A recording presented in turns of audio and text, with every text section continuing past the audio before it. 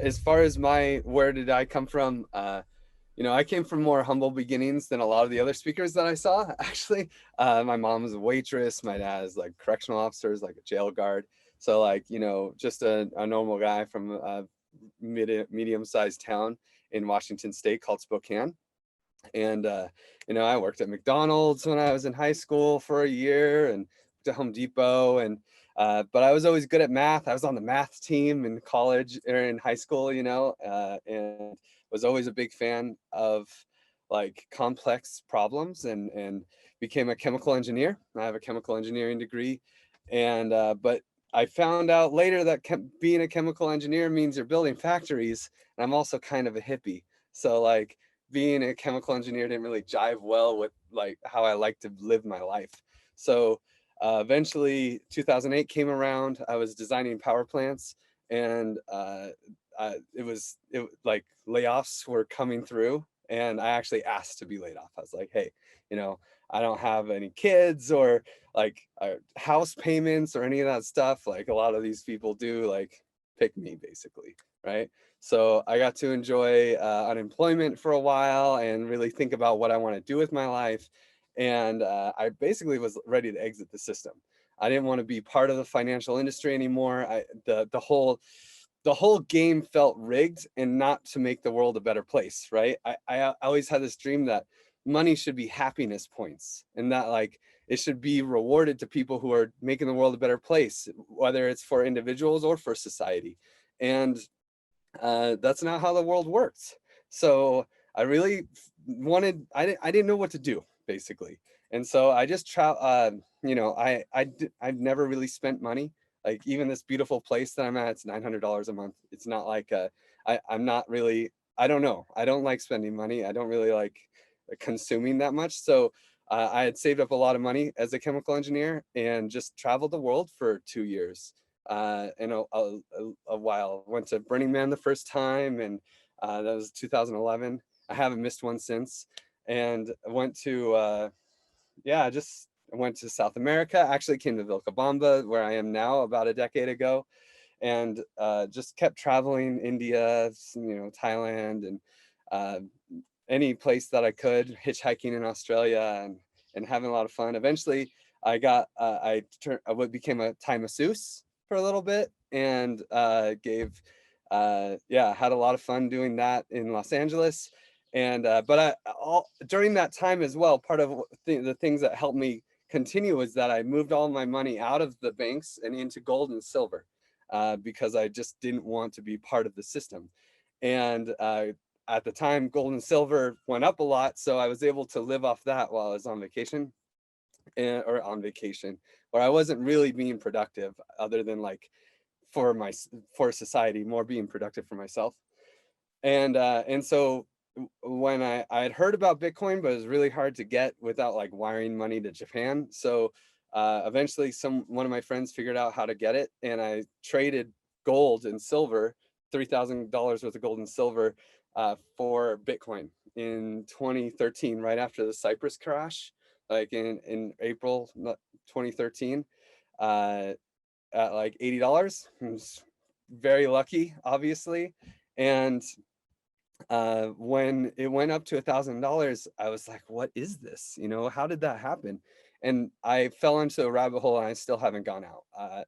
It's basically, in 2013, I decided, at the end of 2013 and early 2014, I just got so consumed that like my girlfriend started getting, at the time, was getting jealous of Bitcoin, because I was putting all my time into it.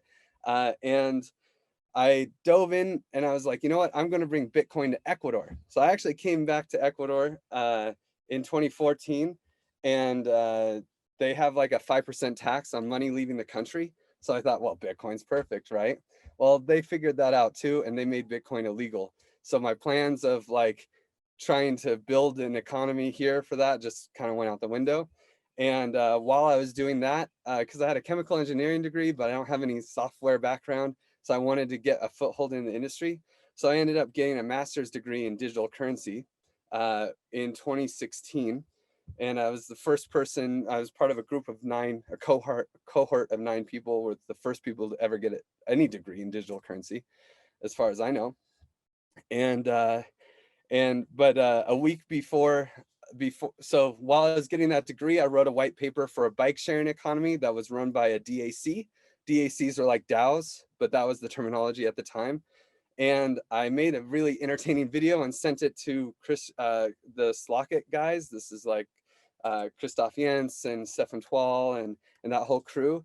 And I told them, I will work for free. I just want to build like the future of sharing economies.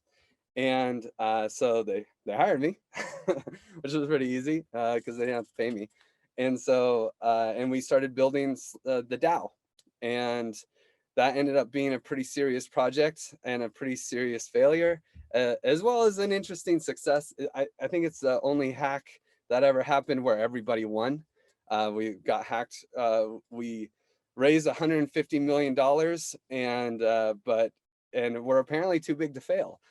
We got hacked for $50 million, but the Ethereum community was able to rile around together and basically hack the hacker with an irregular state transaction and take the money back.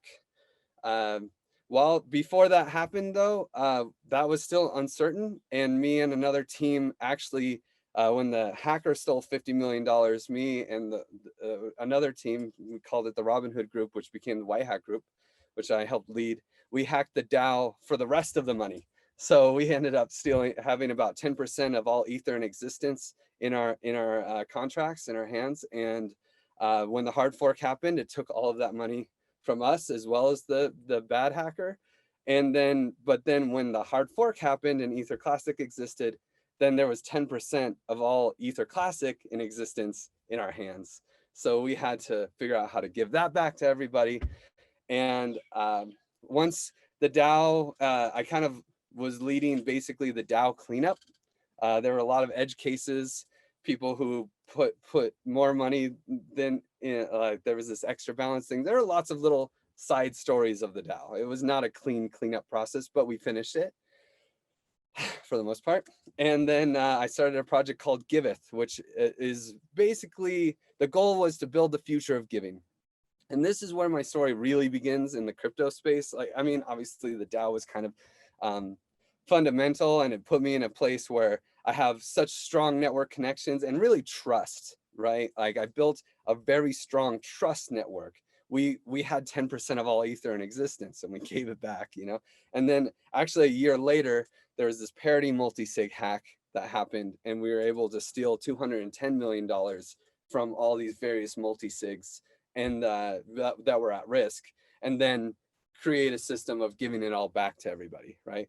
And in that, it was funny because the project that I lead, well, I lead a few projects. I have DAppNode over here, and then I also have Giveth, which, you know, especially after the DAO, we were giving a lot of ETH back. So Giveth became a charity platform, and the goal was and has always been that people who provide value for society should be rewarded for that value production.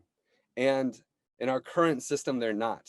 And that has been the driving force for me, really even before the DAO, is that there's got to be a way, you know, my crypto anarchist roots and like Austrian economics has been a big influence for me. And there's a lot of these libertarian thoughts that are really critical, but at the same time, like there's also there's value for society, and that needs to be appreciated. So it's like, I want to be the libertarian with a heart, you know, with like a really strong push of like, how do we make the world a better place and create value and abundance for everyone?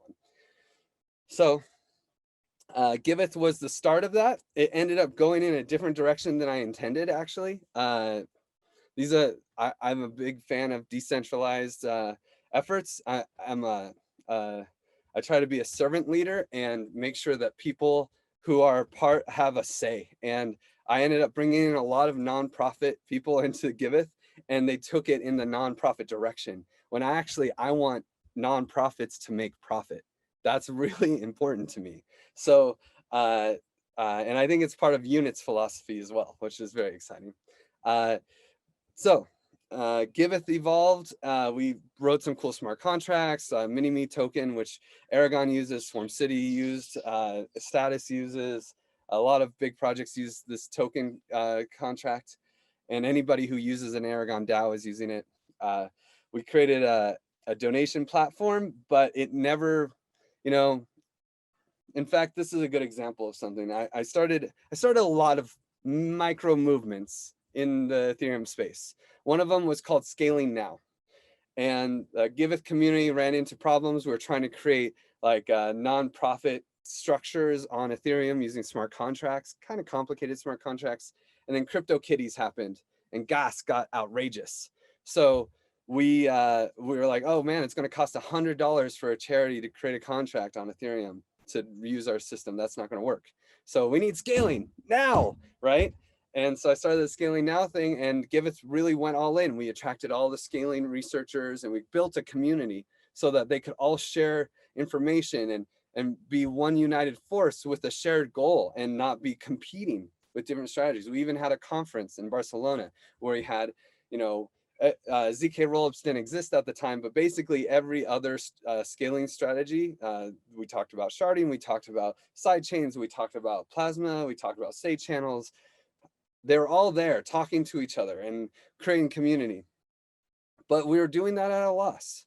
We're building community. We're trying to move the needle forward and as a community and together.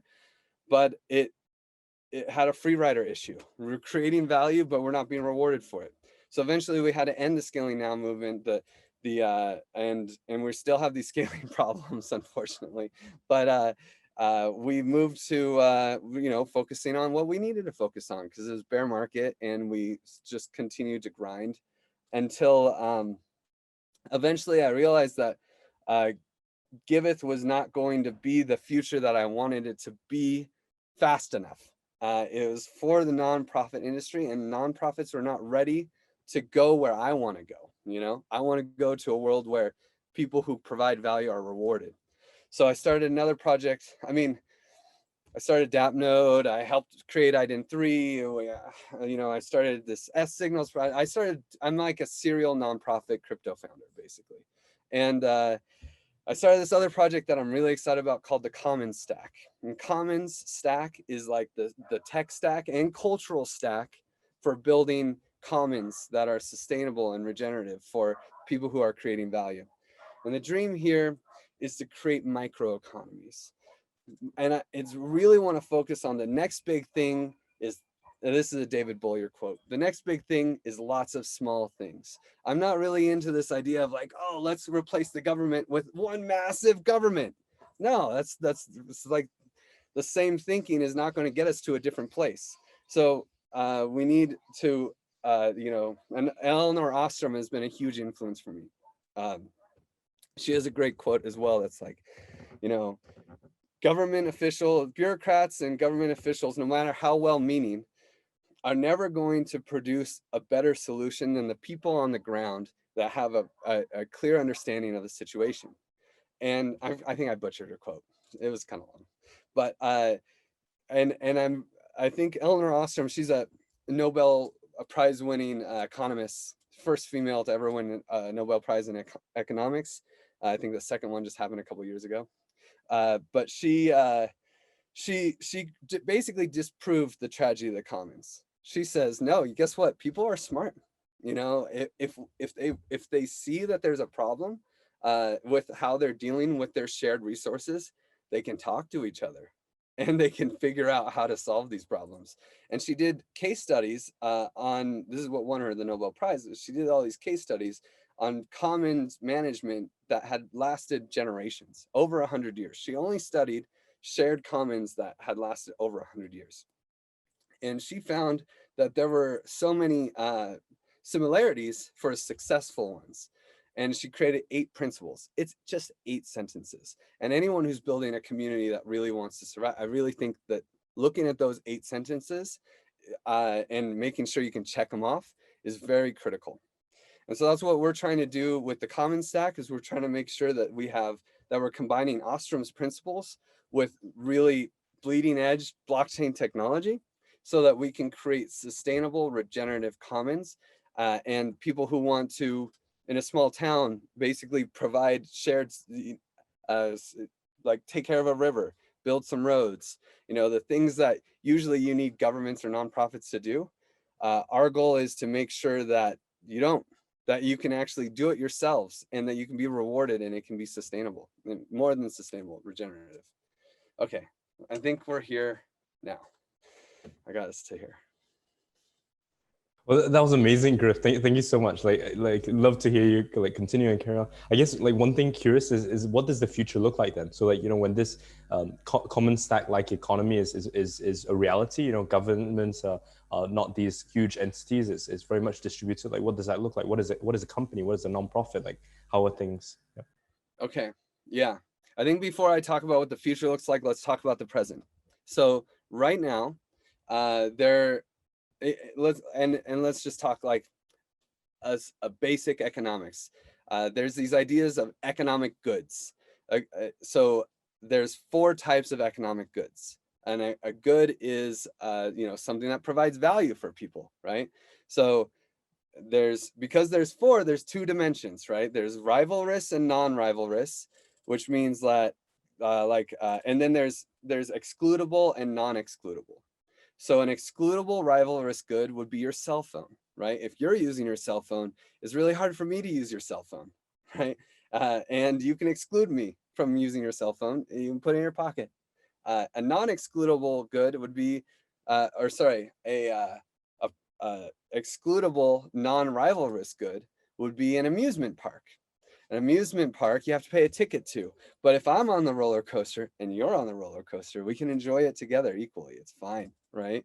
Or maybe a movie theater, or these things, right? So for excludable goods, business models work fantastically.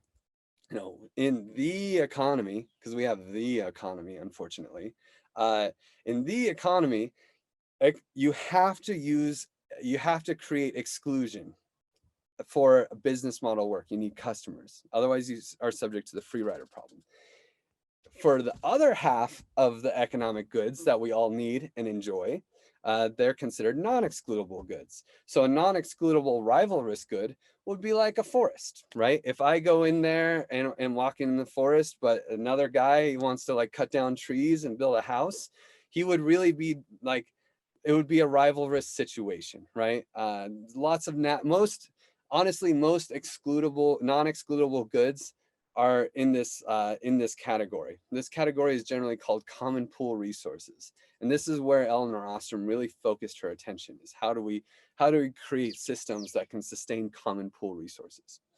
And the non-rivalrous, non-excludable goods are like clean air, a lighthouse, radio waves. Like I can listen to the radio and we can all enjoy the radio together, right? Clean air is also generally considered non-rivalrous, up until, of course, you start polluting it, and so this is where what I really want to talk about, what I really want to mention before I go deeper, is that you can actually move between these categories. You can take things that are like public, for example, education, right? The education is generally excludable. It's very excludable. You can just say, hey, guess what? Like, you have to pay to come to my classroom. But you can move it into a non-excludable, non-rivalrous thing. And this is what a lot of governments try to do. They try to make public education a public good. And that's, heroes work.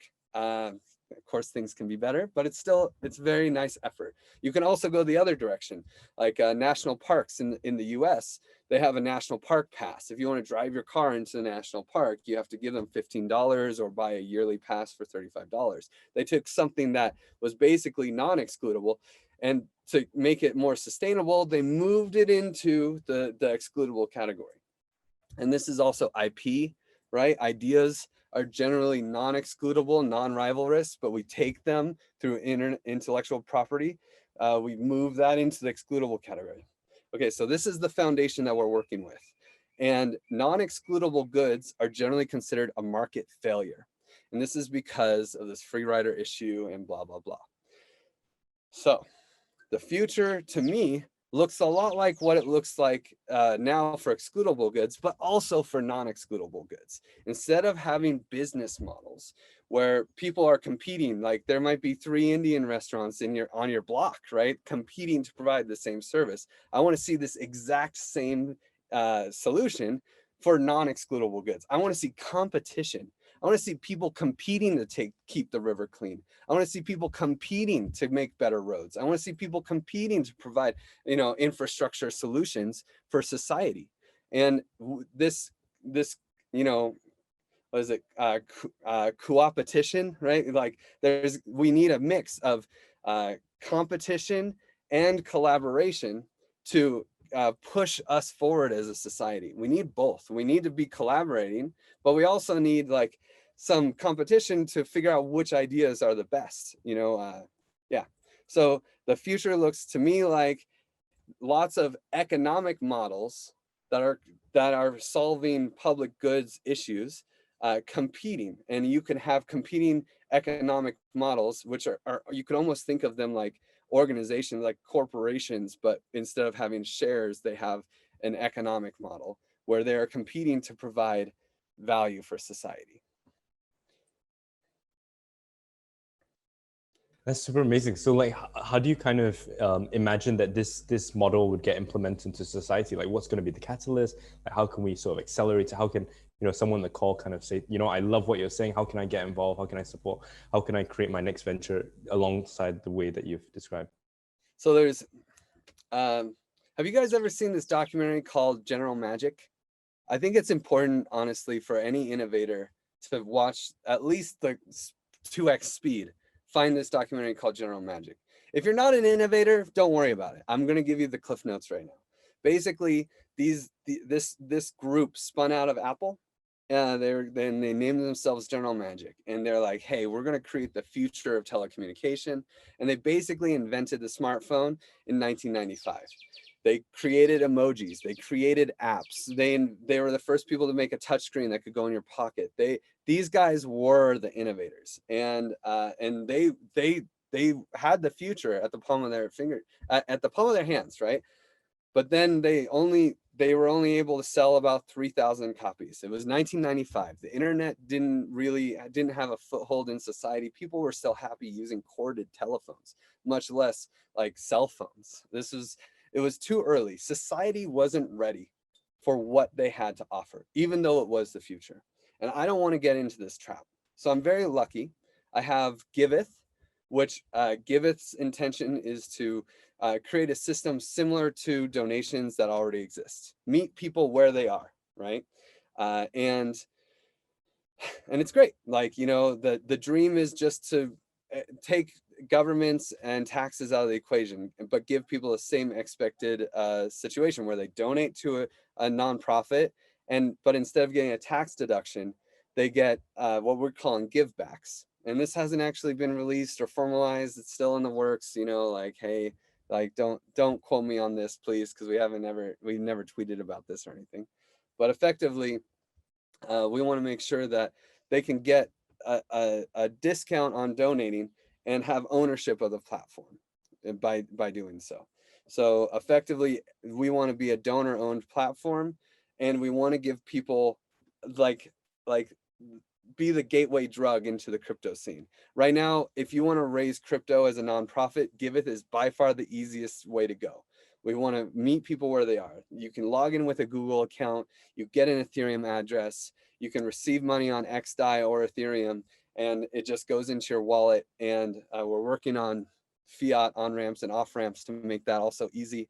And it's kind of like, okay, nonprofits, come and join us in this crypto evolution. So we're meeting people where they are now with Giveth, and then with the common stack, we're going to the nerds of the nerds. We are the first commons that we're going to deploy is called the token engineering commons, because unfortunately the systems I want to create and I want to use, crypto itself is public infrastructure. I worked in the public infrastructure space as a chemical engineer, right? We took years to design these power plants that we were building. And in the crypto space, you write a white paper and you deploy. And that is fine for the DeFi casino, but it is not fine for public infrastructure. It's not for solving real problems. We need to do actual design validation before you execute. You can look at what happened to Phi or Fei or whatever it's called. They didn't validate their design.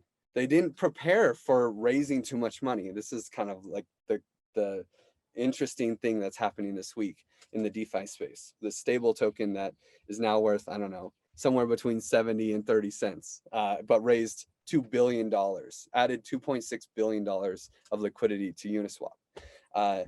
They didn't validate their design, and now they're having major issues and scrambling hard. And I feel really bad for them, but because it is a really cool project. So we need to focus on design validation. This is why I'm starting with the nerds and the nerds that understand that. The token engineers. We need more token engineering, not just token deployment, not token economics, tokenomics or whatever, engineering, right? Real engineering. So we're going to create kind of what I did for scaling now, and where we had a community, we had all the names, we had everybody there, but in a sustainable regenerative system where it's not relying on sacrifice. The people who contribute value are rewarded for contributing value. And we have an economy that can scale, starting small and scaling as needed.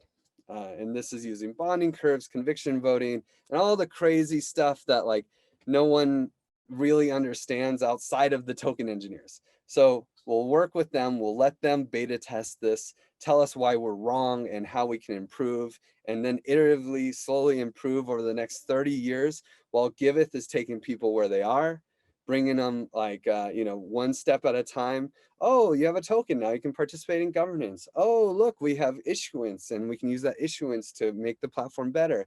Oh, hey, yeah, no, oh, we could make a bonding curve for every project. And when you donate, you don't only get give tokens, you also get the project tokens. Now the project has its own economy by default, and just slowly warming them up while we actually take the real solution where we can have competitive,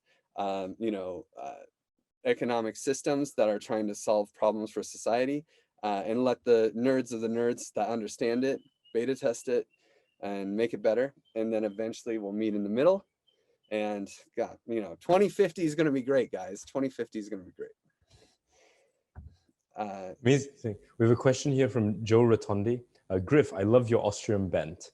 Do you think that blockchain allows for company decision-making to entirely remove win-loss political methods like top-down dictatorships and group voting in favor of group ownership and trade, even within a group? I think blockchain enables it, but I don't think it's the solution on itself. These are cultural pieces. Decision-making, and there's we call it soft governance, right? There's like hard governance, like, oh, we vote on things, and in the DAO space, it's kind of evolved where the hard governance is more about ratifying the soft governance decision-making process. So there's a lot of, most decisions don't happen on chain, and they never will. So it's really about starting the cultures with this framework in mind. Honestly, I think scaling horizontally is the solution. I don't ever want to lead teams that are larger than 7. I don't think it makes any sense. I don't even like the oh, this is a team of leaders, and then you have a team of leaders underneath, that they all lead teams. It's okay. It's not the worst way to go, but honestly, scaling horizontally and letting each group maintain autonomy and not trying to be a large organization, but try to be a network of friendly allied organizations that are connected to each other, same people in multiple different teams. Giveth has 3 different teams. The token engineering commons has 11 different teams that are working on this project. Each one has a different dimension that it's focusing on. There's 8 Ostrom principles that we're making sure are each followed. Yes, I think I really like what One Hive has done. I don't know if you guys have ever heard of this One Hive organization, but they're using, okay, I'm a little biased because my team created this idea called conviction voting, which is more about voting through signal aggregation than like 51% time box voting. It's like you go and you look at the proposals that you like, you choose them, you allocate based on your preferences, and when any of these proposals gathers enough energy, it fires and it receives the funding, right? And it's not time-based, and anyway, it allows this system where you can have a lot of people participating without and it acts as a Schelling point, but you don't necessarily need to have so much coordination.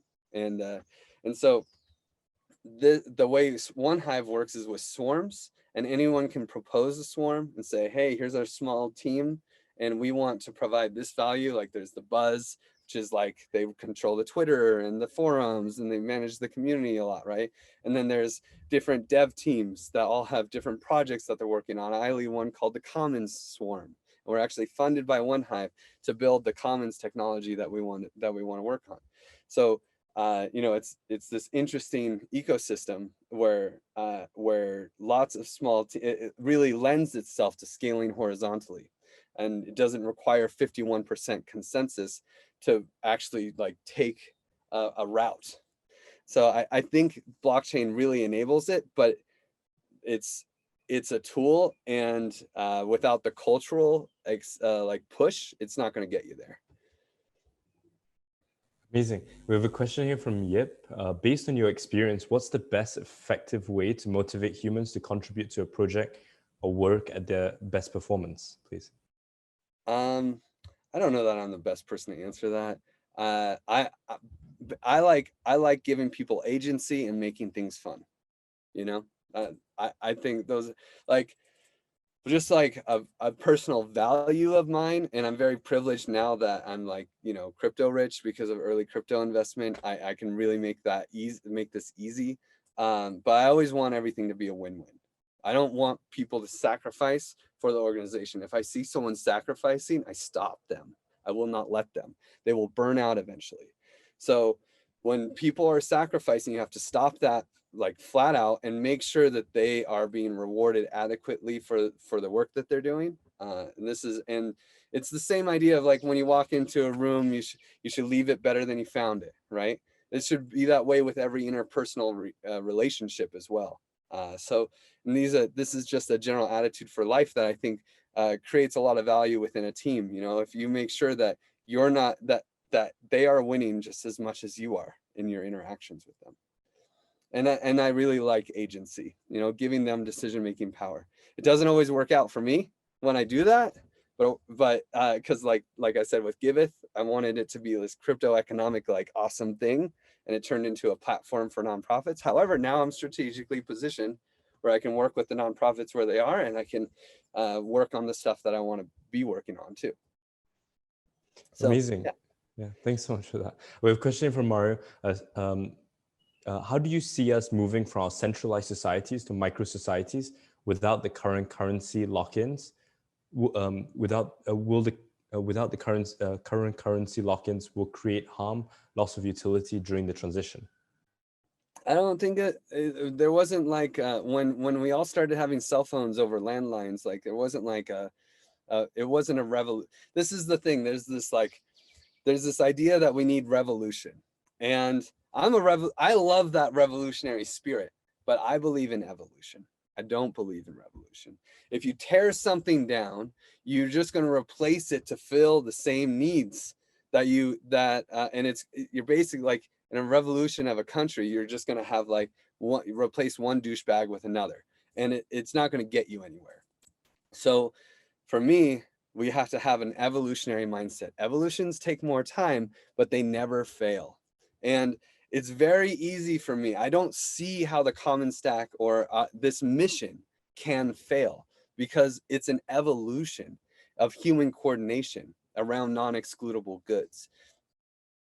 It will just, and this is my strategy, peaceful revolution, right? It won't be just like, oh, hey, we don't need government anymore, we're stopping that and we're doing this. It'll be this slow transition where, oh, look, this economy is fulfilling services the government used to provide. Well, and they're doing it better.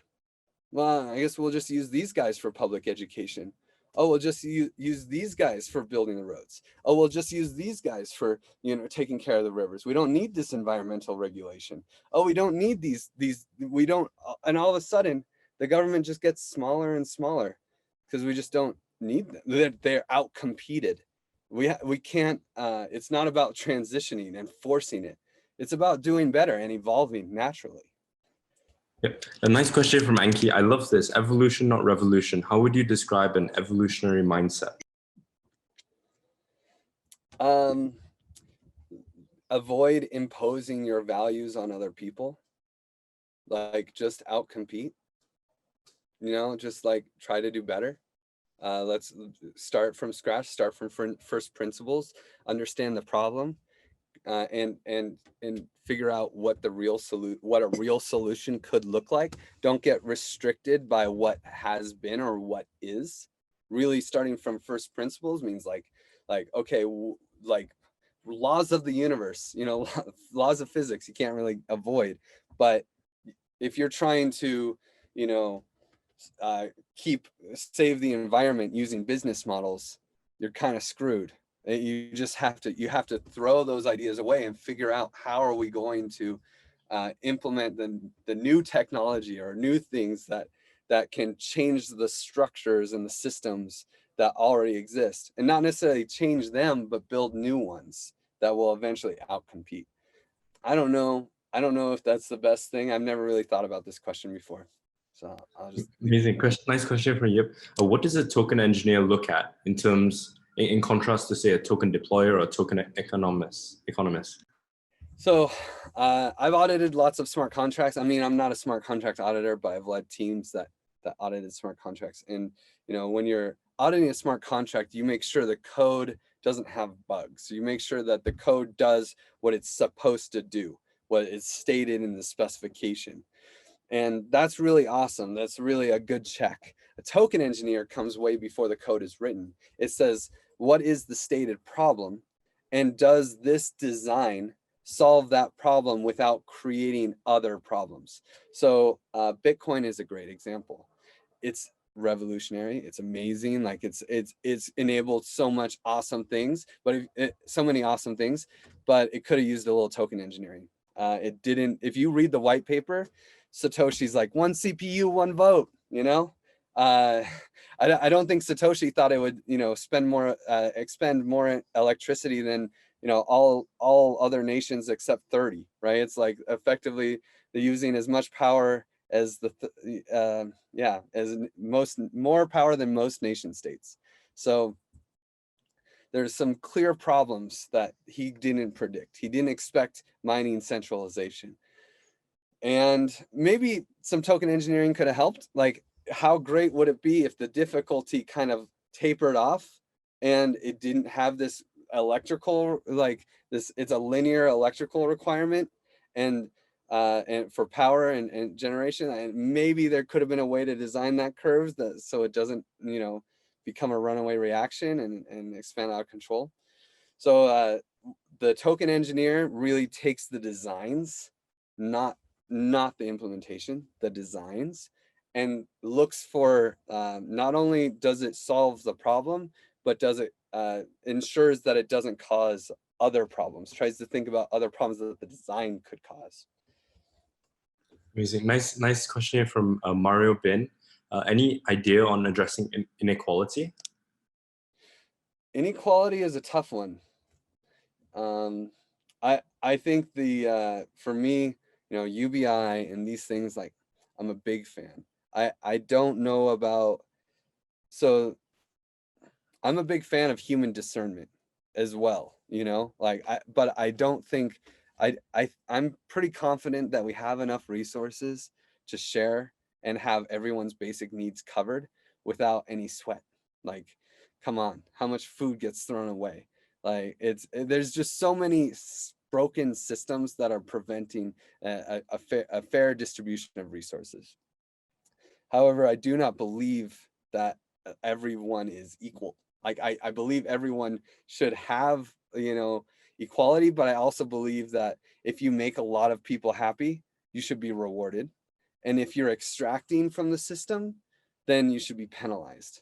And this is how we can evolve as a society, is by respecting the laws of nature. You know, if an animal just sits around and doesn't do anything, it's going to starve to death, right? Like, it has to, you know, it has to in some way be productive to be rewarded and sustain itself. So I very much believe that all of our basic needs should be covered. There's no reason that we should be having to pay rent for you know, people who are living in amazing mansions.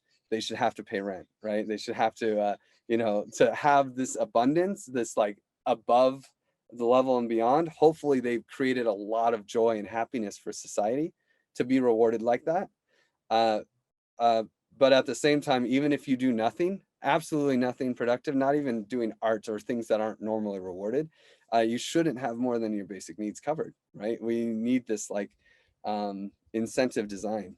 So it's a tough question for me, because I believe that we should take care of the less fortunate in society. I think that's really the core value. And that's why I'm in the nonprofit space, is to create this abundance for society. But at the same time, I think it's important that we don't overdo it and make sure that there is a reward for producing value.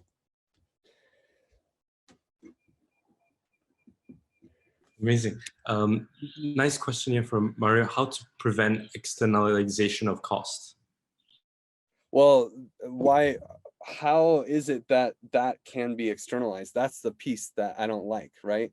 I mean, if you have a factory on a river, right? And I was building a power plant on the side of the ocean, right? In Abu Dhabi. And I actually had to design the waste treatment.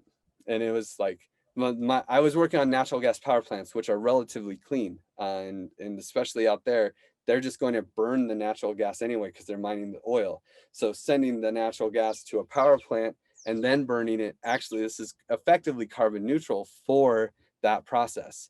This is just how it works. But this power plant was fueling an aluminum smelter, and it had a pollution that had to go out. And so, and this is part of why I felt I had to quit, because I had to design this aeration basin that would take the pollution, bubble air through it to like take care of some of the pollution that's in it, and also raise the pH to a level of 6. Because what do you know, the requirements in Abu Dhabi were not really all that high. And to put this in perspective, the ocean out there is a pH of 8.4, and pH of 6 is about 300 times more acidic than the water in the ocean. So effectively, I'm designing this thing, and I'm like, oh my God, I'm just like putting out like just a stream of acidic things. Fish are going to swim into this thing and just be like, you know, I'm burning. And so I actually over-designed it. You know, there's a lot of like little buffers that you can add in, you know, and like you can make certain assumptions that, you know, can say, oh, because in chemical engineering, the solution to pollution is dilution. So the real question was, how much seawater do we have to pump into our dilution before we pump it back into the ocean? And I made certain assumptions that said that would, in my mind, bring the pH level to 7, or at least close, right? And then I turned in my calculations, and it said, oh, we're gonna have to spend, you know, the estimator said that the pumps would cost this much. Now they cost about $1.5 million more. Hey, you're doing something wrong, fix it. And what I should have said was, I don't want to fix it. You can find someone else to do this. But instead I fixed it.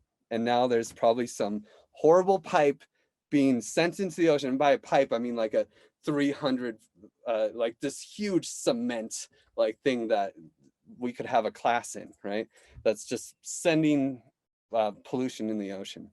And the thing is, if we spent that extra $1.5 million and the shareholders found out about it, they could sue us, right? We had a fiduciary duty to pollute the ocean. And that's a broken system, right? So these externalities are because the ocean, in my, like, I don't want to say the ocean isn't valued. I don't really like this tokenization of of the ocean or of rivers or any of that.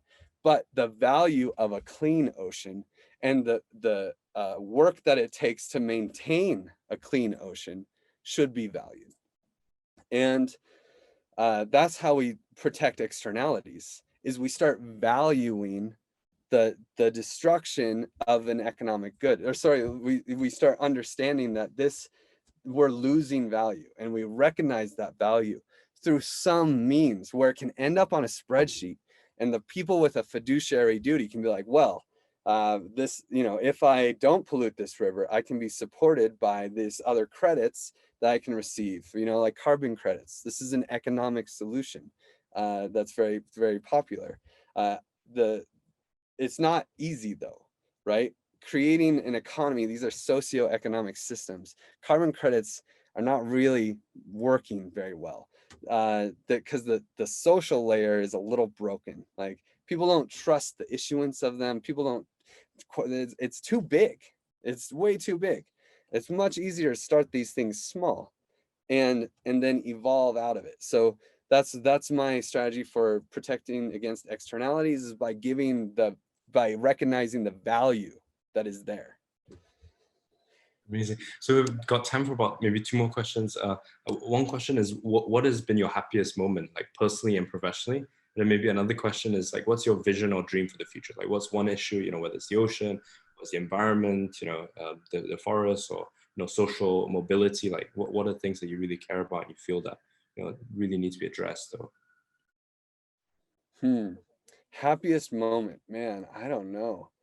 Every time I release a project, it feels so good. But that can't be it, man. I'm stumped. You stumped me. I don't know. There's too many. It's hard to compare my moments and be like, oh, this was the happiest. It's just I give up. Not gonna do it.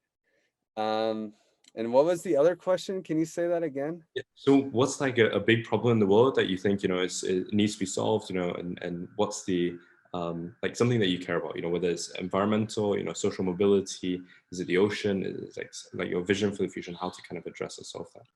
Yeah, I mean, I guess the big thing for me is making sure every individual's basic needs are covered, and that we don't have this economic slavery that we seem to be falling into.